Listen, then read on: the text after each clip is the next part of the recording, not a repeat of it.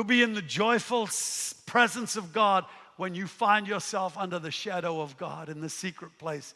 Out of that comes optimism, learned optimism by Dr. Martin Seligman. He talks about this in a book called Authentic Happiness.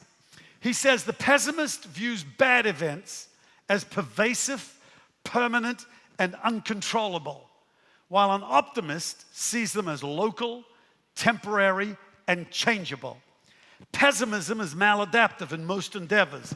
Pessimistic life agents sell less and drop out sooner than optimistic agents.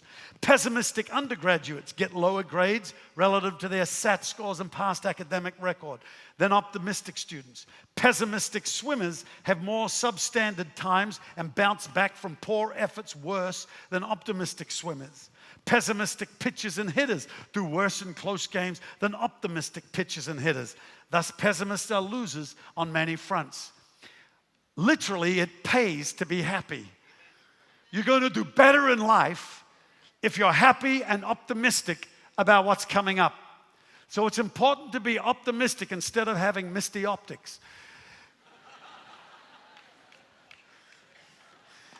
All right, let's move on.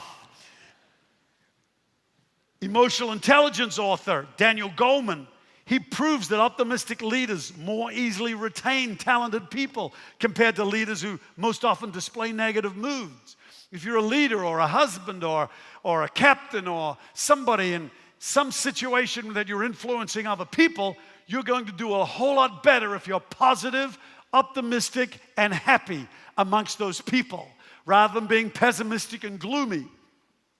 Nelson Mandela is often mentioned in surveys of inspiring leaders to go through all he did as a prisoner on Rhode Island for over 20 years and come out as a free man with no apparent diminishment in his belief in the basic good of all people shows optimism at its most inspiring. 20 years inside a prison for causes that he didn't really understand or understand why it should be so unjust and unfair.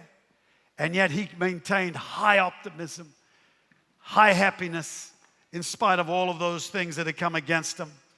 I want to talk to you about 3 roadblocks to happiness and how you can deal with them.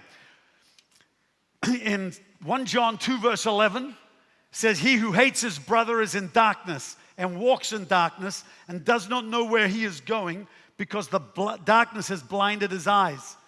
So the first roadblock is hatred. You cannot hate somebody and be happy at the same time. This would seem unusual to talk about in church because you'd think that nobody in church hates anybody. That's if you've only been in church for a couple of weeks, amen.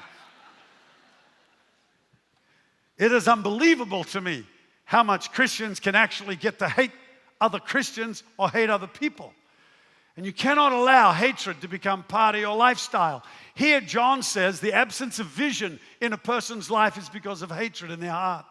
He who hates his brother is in darkness and walks in darkness. He does not know where he is going. He has no vision, no direction, no strategy, no idea of his future because the darkness has blinded his eyes. That's why Jesus says, "Happy are the people who are pure in heart, for they shall see God." Your vision in the supernatural arena depends on a pure attitude inside your heart. That's why prayer and forgiveness every day of our lives becomes imperative, that I let go the things that are afflicting me.